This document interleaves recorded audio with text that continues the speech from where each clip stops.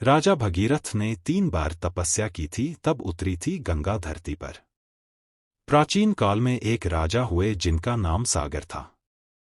राजा सागर के अश्वमेध घोड़े को देवताओं के राजा इंद्र ने पकड़ लिया और घोड़े को कपिल मुनि के आश्रम में बांध दिया।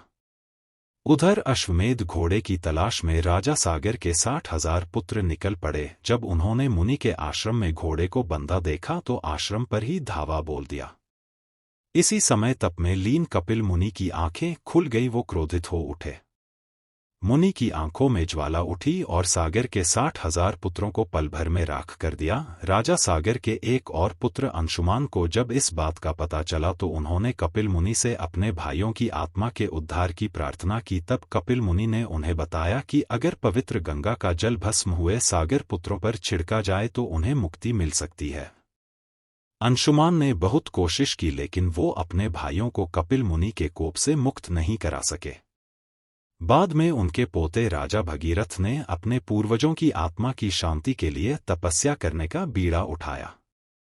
पूर्वजों का उद्धार करने के लिए भगीरथ ने कठोर तपस्या की और आखिरकार गंगा को धरती पर आने की उनकी प्रार्थना को स्वीकार करना पड़ा। गंगा की धारा इतनी तेज थी कि उनके सीधे धरती पर आने का मतलब था तबाही। तब भागीरथ ने एक बार फिर तपस्या कर भगवान शिव से मदद की गुहार लगाई। भोले शंकर ने गंगा को अपनी जटाओं से होकर धरती पर जाने के लिए कहा और तब जाकर राजा सागर के 60,000 पुत्रों का उद्धार हुआ और उन्हें मिली मुक्ति। भगीरथ आगे आगे जा रहे थे और गंगा उनके पीछे चल रही थी। राजा भगीरथ पतित पावनी को गंगोत्री से लेकर गंगा सागर तक गए। इस प्रकार से मां गंगा का धरती पर आना हुआ।